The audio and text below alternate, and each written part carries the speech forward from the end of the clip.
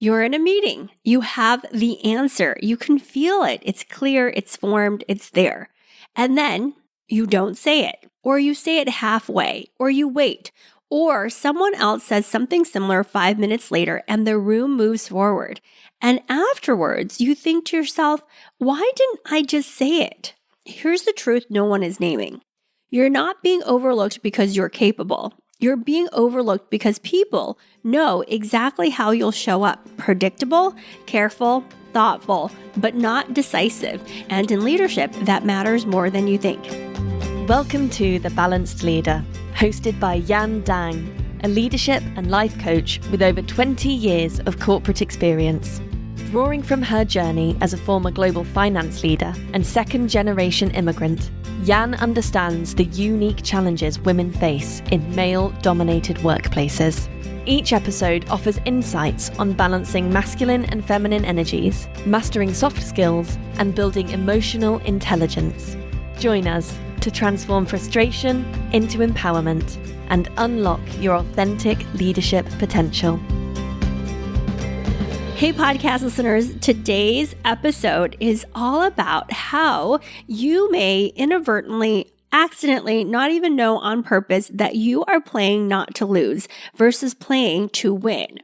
And you've probably listened to the last few episodes. I do a lot of episodes that are on the mindset that's needed to speak up. I do a lot of episodes on what is needed to step into visibility, into velocity. And I'm going to share more about this with you as we unpack today's episode.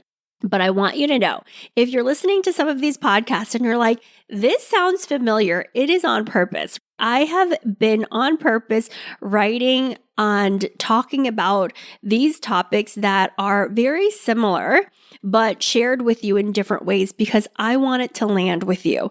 And I know a lot of different people are listening to this podcast, and there's going to be some episodes that you may feel are a bit more abstract, and then others where you're like, this nailed it. You hit it home. I am going to school on this, and I'm going to school myself, and I'm going to take some action.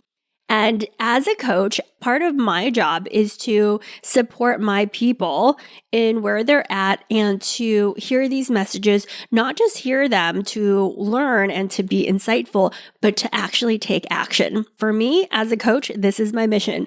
I do not want a lot of fangirls just being very excited about my work. I want women that are standing with me side by side doing the work.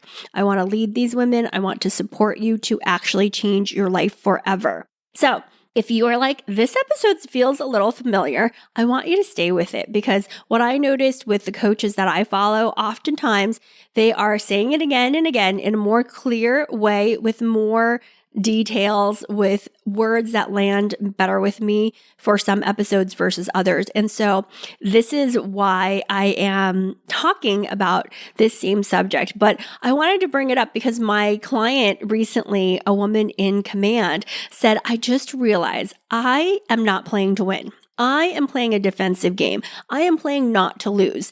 And it hit home for me, and I've talked to a lot of different women about this, but I think those words, if that feels like you, and I'm going to unpack what that looks like and feels like and why this is an underlying problem for so many women, I want you to really take it for yourself and think about how it is playing out in your life. Because most women I work with are incredibly smart. They are subject matter experts. They are technical experts. They know their stuff. And you know what? They are also phenomenal leaders, particularly when it's their direct team.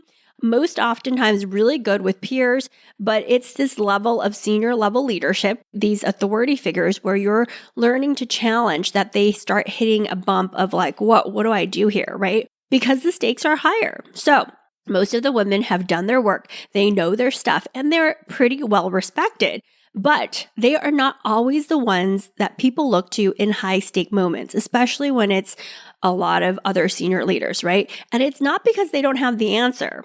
It's because they haven't built the identity of someone who moves the room forward, especially in these senior level rooms that are high stakes. And here's the shift. Leadership is not about being right. It's about being relied on. And people don't know what you stand for if they don't feel your clarity, if they don't actually know what you stand for. They stop looking to you. They look for you maybe to execute and to support the plan, but they don't look to you for leadership. So that's subtle. And that's where so many women get stuck. Now, when I talk about strategic influence and architecting that for yourself as you think about your career, I oftentimes talk about how there are 3 different pillars. There's value, the work you do, the execution, the value you create in the moment. And then there's visibility, elevating your plan, letting people know who you are, personally and professionally, right? This is the visibility piece. And then velocity is really speaking up in the room or having the conversations with these senior level people, these power players. And so most women spend a majority of their time in value instead of visibility and velocity because why? It feels safer. And we get these dopamine hits by getting things done and feeling good and like, hey, we're adding value, but we're not adding value to the way that we could be at our seniority and at our level, right? Of what's expected. And I have a lot of women who come to my containers and they're like, there are just men around me. They love their own voice. They are so good at advocating for themselves, taking up space, saying things even if it's not amazing or genuine. Men have a way of giving themselves permission to just take up space. And some women are very triggered by this and annoyed by this. Why? Because, it might also be something hard for them to do. Take up space just to take up space. To say I'm valuable no matter what. And I'm going to say what I think and feel, even if it's not, totally important at this moment, right? And so I always tell the women, it's not about being inauthentic, but it is a way of allowing yourself to step into more of these spaces where you don't feel as comfortable, right? And yes, we can spend a lot of time judging these men, or we can spend time focusing on how we want to step up into more of this playing field, this playing ground that works for us, that supports us. We don't want to be sitting on the sidelines just judging other people. We want to go out there and play and figure out what feels authentic to us and how to take up space in a way, again, that is expanding and is impacting how we are leading, right? Expanding our own leadership and impacting the organization in this way. And I'm going to talk to you about the patterns that oftentimes you are not maybe even aware of that are causing you to play defense versus actually playing to win, playing that offensive game, right? Because these are the things that, I think when we are in our minds and we're overthinking, we're justifying all of these things. So let's look at pattern number 1. It's softening your authority. You know what you think, but instead of saying it cleanly, you say, I just thought, or I could be wrong, or maybe we should consider this. And listen, this isn't about never collaborating or inviting input, but when you consistently dilute your own thinking and you outsource that power to somebody else, you're training the room not to take you seriously. You're using disclaimers, right? Because if you don't back your own perspective, why would they, right? Why would they want to listen to you? Powerful leaders don't speak more. They speak with ownership. This is the direction I recommend, and here's why. And then they let it land.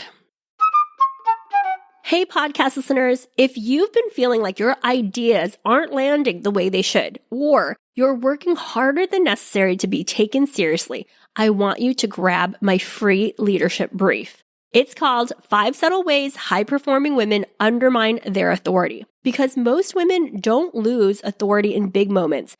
They lose it in small signals, a softened sentence, waiting a little too long to speak, framing a strong idea like a question. And the thing is, you don't notice it while it's happening. Inside this brief, I break down exactly what those patterns look like, what the room hears, and what the room is actually reading, and how to shift them immediately. It's simple, and you can apply it right away. This is my proven strategy that has helped hundreds of women. You can download it using the link in the show notes. Now back to the show. Number 2, you delay visible decisions. You're thoughtful, you process deeply, and you take your time to make sure your decision's right. You think, you analyze, and you weigh in. But here's the problem. Leadership moments don't wait for perfect clarity. They move. And by the time you're ready to speak, the room has already moved on, which is really you missing your leadership moment. This is where so many high-performing women confuse thoughtfulness with effectiveness. But in leadership, speed of decision matters, not reckless speed, but clear, clean, grounded decisiveness. Because opportunities don't go to the most prepared. They go to the person willing to move the conversation forward. And the next pattern is you prioritize being liked over being trusted and respected. This is a subtle one. You read the room, you adjust, you manage how you're coming across. You don't want to come off too strong, too direct, too much. So you calibrate. And again, this is a strength, right? This is why some of this work feels confusing because you're like, well, I've learned how to do these things, right? But when we overuse our tools, sometimes they work against us. Just like in this way, it becomes a pattern because you're constantly managing perception. You're not shaping outcomes. You're protecting how you're received. That's defensive play. And here's the truth. People don't look to leaders because they're the most likable. They look to them because they're clear and convicted, because they're willing to take a stand, because they move things forward. Right? Usually, if you even look at it in society, the people that are most loved are also most hated because they have a frequency, a stand, a conviction about them. And that causes other people to feel something, do something, activate in some way, positive or negative, right? And sometimes women are so scared of having somebody react to us in a negative way, we just dilute our own power in the moment. So now here's where we go deeper because this isn't about communication skills. It's not about learning better phrases or scripts. It's really about what happens internally when the moment is on you. When the room is watching, when the spotlight is on you, when the stakes feel high, when your voice actually matters. Your brain is scanning. Is this safe? Will I be judged? Will I lose credibility? Will this land the way I want? And so you hesitate. Not because you don't know, but because you're trying to control how it will be perceived. And that's the real thing. You're not afraid of speaking up, actually. You're afraid of what it might cost you if it doesn't land perfectly, right? As women, we are always like having lots of scenarios, right? And we scan for threats. And until you shift that, no amount of strategy will change how you show up.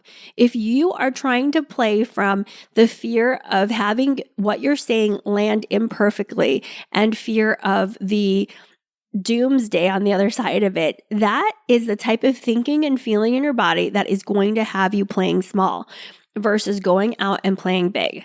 So let's shift and talk about what is the shift? How do you do this, right? It's not about being louder. It's certainly not about forcing confidence or faking it. It's not about becoming someone you're not, right? This is all the things your brain is telling you that it is because it wants you to stay stuck where you are.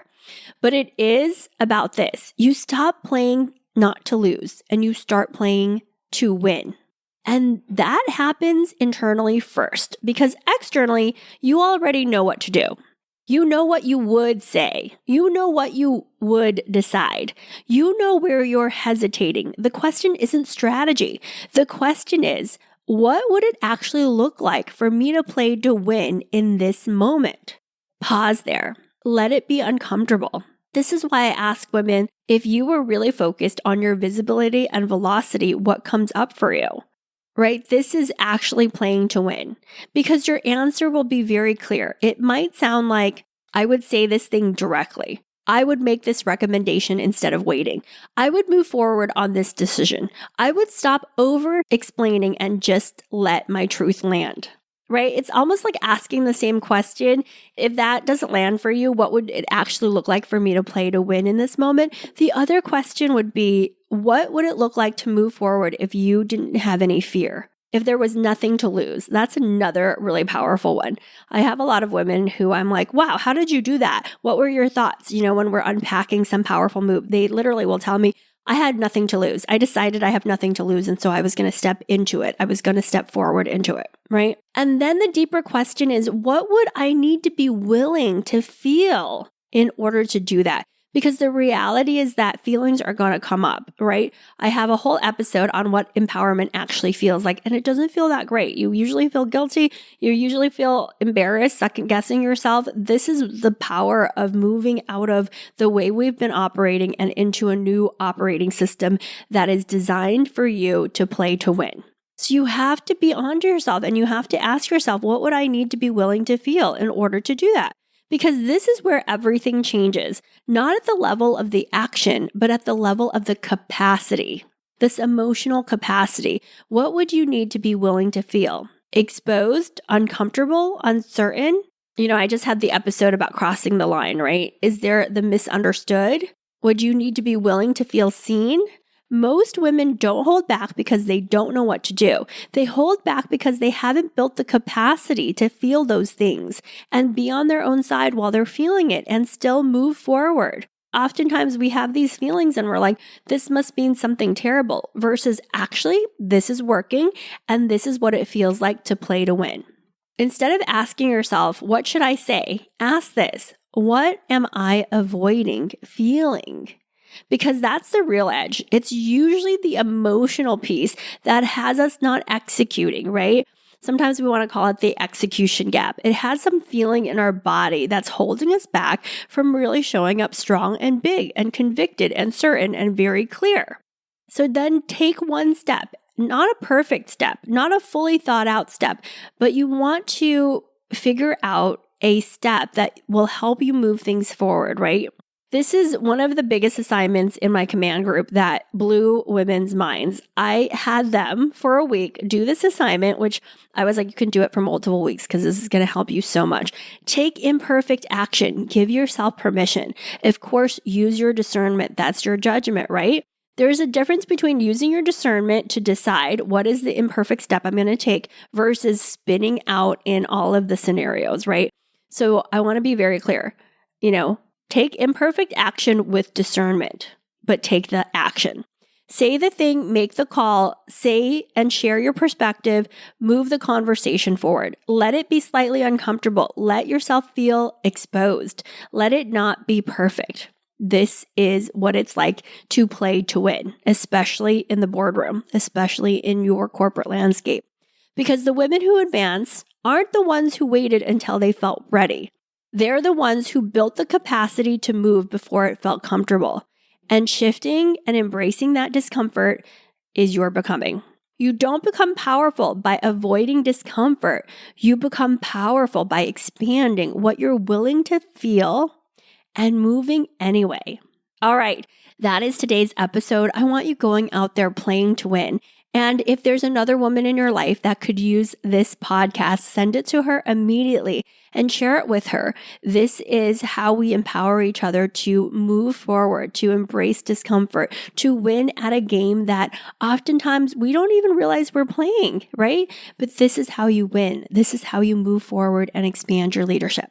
All right, I'm with you. Go out there. Share what it is that's on your mind. Take imperfect action and evaluate it, right? Evaluate it. Don't replay it and punish yourself. Evaluate it and celebrate your wins. You are doing it. You are stepping on the playing field. You are no longer sitting on the sidelines judging yourself and other people. Go out and play. All right. Take care. Bye. Thank you for being a part of the Balanced Leader community. We hope you found today's episode inspiring and actionable. For more resources and to connect with Jan, visit us at aspire-coaching.co. Until next time, keep leading with confidence and purpose.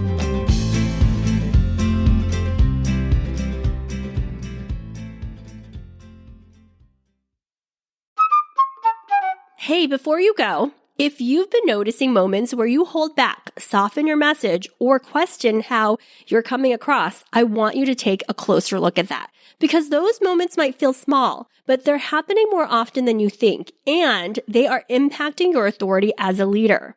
I pulled together a brief leadership guide called 5 Subtle Ways High-Performing Women Undermine Their Authority. It will help you see the patterns that are easy to miss in real time and give you simple shifts you can start using immediately. This has been my proven formula to help hundreds of women. Nothing complicated, just awareness and precision. You can download the brief through the link in the show notes.